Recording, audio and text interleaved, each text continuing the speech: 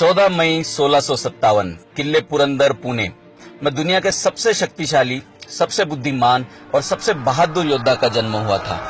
इस योद्धा ने अपनी 31 की उम्र तक 128 युद्ध जीते थे। सेंट जेवियर्स को उनकी कब्र से गोवा में एक विशिष्ट समय पर बाहर निकालने की जो प्रथा शुरू हुई, वह इसी महान योद्धा के कारण शुरू हुई थी। यह महान योद्धा एक राजपुत्र था। यह जब 2.5 साल के थे तब इनकी माताजी सईबाई का निधन हो गया था। पिता हर वक्त एक युद्ध से दूसरे युद्ध की ओर दौड़ रहे होते थे, इसलिए इनकी दादी जी, जो छत्रपति शिवाजी महाराज की मां थी, उन्होंने संभाजी राजे के परवरिश की जिम्मेदारी ली। जी हाँ, संभाजी राजे थे ग्रेट वॉरियर। परवरिश शिवाजी महाराज की मातोश्री जीजाबाई ने की थी। अपनी उम्र के 8.5 साल में ही संभाजी राजे 14 भाषाओं के पंडित बन चुके थे। अपनी उम्र के 9 साल में ही उन्हें महाराष्ट्र के रायगढ़ से अपने पिताजी के साथ आगरा के लिए रवाना होना पड़ा था। आप सोच सकते हो कि एक 9 साल का बच्चा घोड़े पर बैठकर 1000 मील किस तरह से गया होगा और औरंगजेब के बंदी बनाए जाने के पश्चात किस तरह से ये एक बच्चा अपने पिता के बिना औरंगजेब का बंदी बनकर रहा होगा। राजनीति का सही ज्ञान संभाजी राजे ने औरंगजेब के बंधन में रहकर ही सीख लिया था। अपनी चालाकी के कारण संभाजी ने औरंगजेब की कैद से अपने पिताजी छत्रपति शिवाजी महाराज को भी छुड़वाया और कुछ दिनों पश्चात वे स्वयं भी छूटकर रायगढ़ पहुंच गए थे। अपने पिताजी शिवाजी महाराज की गैर मौजूदगी में संभाजी राजे जनता दरबार और न्याय दरबार खुद संभालने लगे थे। संभाजी महाराज का दिया हुआ हर फैसला जनता ने अपने सर आंखों पर उठाए रखा। उम्र के 14 बरस तक संभाजी विज्ञान, अर्थशास्त्र और युद्ध के सभी गुणों से संपूर्ण हो चुके थे। इस छोटी उम्र में उन्होंने 3 ग्रंथ लिखे थे, जिनमें से संस्कृत में लिखा नखशिकांत, नायिका भेद और 7 शातक आज भी काफी प्रसिद्ध है। इनमें से नखशिकांत में जो गणपति का वर्णन और स्तुति संभाजी राजे ने की है, वैसा वर्णन श्री गणेश का शायद ही आज तक किसी ने किया होगा। 16 जनवरी 1681 में संभाजी राजे छत्रपति बने। मराठों के ये पहले राजपुत्र थे जो छत्रपति बने थे। छत्रपति बनते ही इन्हें एहसास हुआ कि मराठा साम्राज्य के पास धन धान्य की बहुत दिक्कत थी, जिसके चलते इन्होंने सीधे औरंगजेब के औरंगाबाद और बुरहानपुर पर आक्रमण करके काफी बड़ी मात्रा में धन और जेवरात इकट्ठा किए। औरंगजेब ने गुस्सा कर आगरा छोड़ा और सीधे छत्रपति संभाजी राजे को सबक सिखाने का फैसला लिया। मराठों को सबक सिखाने के लिए वो महाराष्ट्र की ओर अपने 5 लाख सैनिक और 4 लाख जानवर, जिनमें ऊंट, घोड़े और हाथी काफी बड़ी मात्रा में शामिल थे, उनको लेकर निकल पड़ा।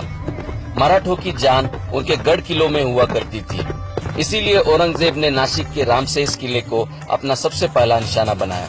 औरंगजेब का सबसे बहादुर सेनापति शहाबुद्दीन खान अपने 10,000 सैनिकों और उतने ही जानवरों को लेकर रामसेस किले के पास पहुंच गया।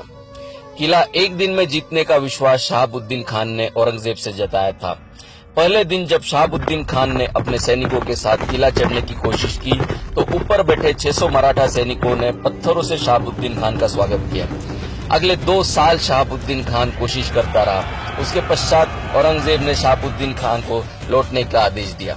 औरंगजेब ने अपने अगले सेनापति फतेह खान को रामसेस जीतने के लिए भेजा। वह अपने साथ 20,000 सैनिकों को लेकर आया। फतेह खान की तरकीबें शहाबुद्दीन खान से काफी अलग थी।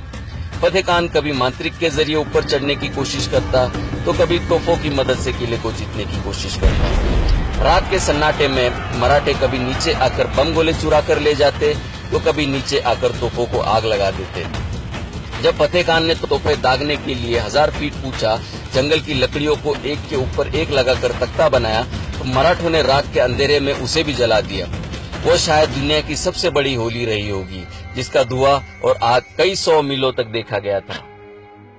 औरंगजेब के कई सेनापति लगातार 6 साल तक जूझते रहे, तिल मिलाते रहे रामसेस किले के लिए, लेकिन 600 मराठों ने उन्हें रोके रखा। इस बीच संभाजी कई युद्ध जीतते चले गए। संभाजी की सेना मद्रास तक जाकर अपनी जीत का डंका लहरा चुकी थी। गोवा में बसे पोर्तुगीज पर जब संभाजी ने हमला बोला, तो पोर्तुगीज के गवर्नर काउंट दे अल्वोर को सेंट जेवियर्स को उनकी कब्र से बाहर निकालना पड़ा था। इस गवर्नर ने सेंट जेवियर्स से पोर्तुगीज साम्राज्य की रक्षा करने की गुहार लगाई और उसी समय छत्रपति संभाजी राजे को यह सूचना मिली कि औरंगजेब रायगढ़ की ओर बढ़ रहा है, तो उन्हें तुरंत पीछे की ओर मुड़ना पड़ा था। इस दौरान संभाजी कई बड़े बड़े युद्ध जीतते चले गए। एक अंग्रेज लेखक ने उन पर एक किताब लिखी थी जिसमें लिखा था कि छत्रपति संभाजी राजे सत्ता और युद्ध के जीत के नशे में चूर चूर थे। आगे चलकर लोगों ने यह घोषित कर दिया कि छत्रपति संभाजी राजे शराबी थे। अंग्रेजी में लिखे शब्दों का हमारे अपने ही लोगों ने भद्दा शब्दांतरण करके हमारे सबसे महान योद्धा का मजाक उड़ाया। न्याय प्रविष्ट छत्रपति संभाजी राजे ने कुछ कठोर फैसले ऐसे भी लिए थे जिसके कारण उनके एक मंत्री मल्हार चिटनिस बहुत ज्यादा क्रोधित थे। इस मल्हार चिटनिस ने संभाजी को नशेड़ी और औरतों का शौकीन और मराठों पर कलंक ऐसा लिख दिया। किताब लिखने का अधिकार उन दिनों कुछ गिने चुने लोगों को ही हुआ करता था।